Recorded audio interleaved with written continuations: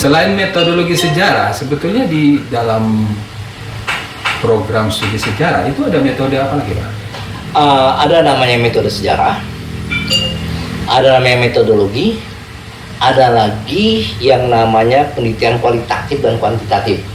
Nah, tapi karena sini ruangnya ada ruang sejarah, maka saya lebih cenderung mengajar metode sejarah dan metodologi sejarah. Bisa bedanya bagaimana itu, Pak? Oke, metode pada dasarnya adalah cara memperoleh pengetahuan secara sederhananya. Kalau metodologi adalah ilmu tentang cara. Nah, bahkan saya teringat almarhum dosen saya, Prof. Ibrahim Alfian. Beliau juga mengutip dari bukunya Makhluf, tapi saya nggak baca buku aslinya. Saya cuma membaca kutipan yang dikutip oleh Prof. almarhum Ibrahim Alfian, bahwa hanya orang buta yang tidak bisa membedakan antara metode dan metodologi. Karena metodologi menyangkut persoalan filsafat sejarah, menyangkut persoalan pendekatan ilmu sejarah, pendekatan yang dipinjam oleh ilmu sejarah untuk menjelaskan fenomena sejarah. Nah, seperti itu. Memang metodologi ini metode mungkin nggak berkembang. Metode sejarah dari dulu itu aja. Metode sejarah itu dari dulu heuristik, kritik, interpretasi, dan historiografi. Tapi perkembangan ilmu itu diperkuat oleh metodologi.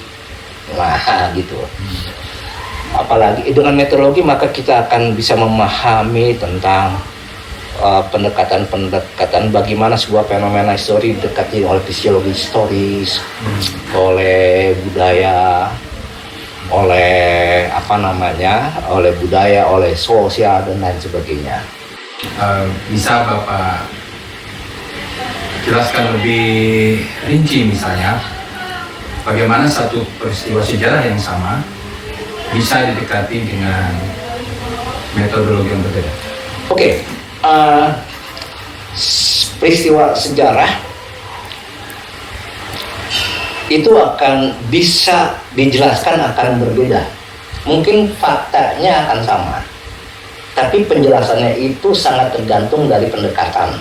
Nah, itulah bagian dari metodologi. Katakan saja misalnya, kalau saya mau mendekat peristiwa apa yang paling menarik, misalnya peristiwa tentang apa? Silakan, saya agak bingung tentang apa temanya. Misalnya yang paling aktual sejarah pemilu misalnya. Pemilu, oke. Pemilu, kalau kita baca itu ada dua faktanya ada kayaknya kepresidenan itu nggak bisa lebih dari 2 kali ataupun pasti dua kali. Biasanya setelah 2 kali dia masyarakat akan ganti.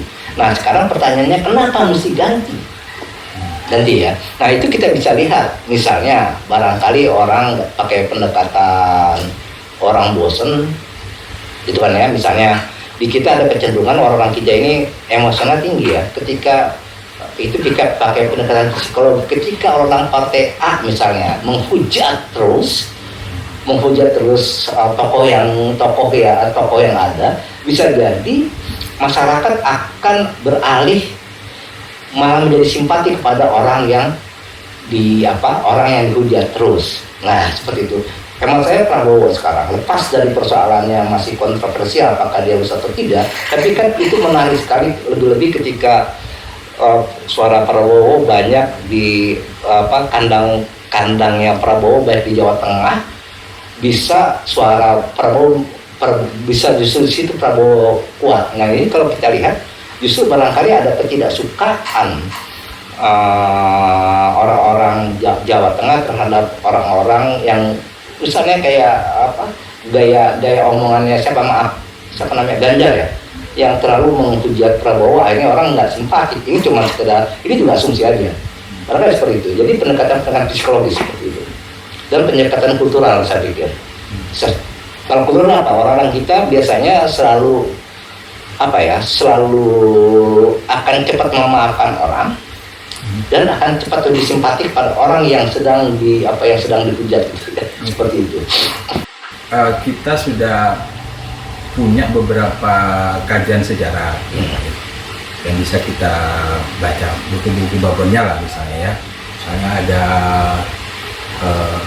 Dennis Lombard misalnya, kemudian ada siapa? Riflet ya Pak, yang sejarah nasional itu. Nah, kalau sepanjang pengetahuan Pak Anies, metodologi sejarah yang biasanya diperkenalkan kepada mahasiswa itu metodologi yang bagaimana kalau di kampus kita? Kalau saya lihat Lombard itu dia pendekatannya kuat dengan narasi, kuat dengan sumber-sumber. Nah, sehingga dia lebih menyeluruh. Bahkan teori jarang dipakai sama dia. Sama juga dengan Rifkes. Jadi kita nggak apa, cuman memang orientasinya dia lebih ke apa ya, lebih ke sesuatu yang tidak biasa. Maksud saya begini, kalau orang konvensional menganggap sejarah itu adalah orang besar, tapi Lombard melihat dari sisi yang lain, orang-orang kecil dan sebagainya, tapi sangat menyeluruh sekali, jadi komprehensif. Nah, seperti itu.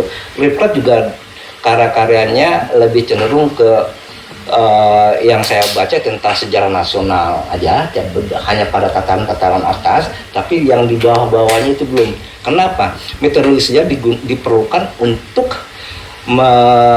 mengangkat orang-orang yang namanya subaltern, orang-orang yang tidak tercatat dalam sejarah-sejarah resmi. Nah, seperti itu. Nah, untuk mengisi kekosongan itu maka diperlukanlah sejarah lisan. Itu masuk dalam metodologi sejarah. Nah, sejarah lisan artinya mengangkat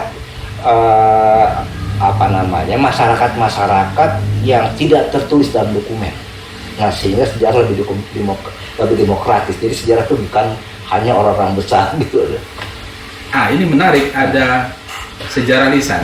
Ya. Kita tahu bahwa dulu kita pernah mungkin kajian sejarah di Indonesia, misalnya dalam literatur lama, banyak sekali kita membaca bahwa no document no history, di mana dokumen itu dipahami sebagai dokumen tertulis. Nah, Pak Anies tadi bicara soal sejarah lisan. Ya. Jadi metodologi ini mulai kapan diperkenalkan di kampus kita?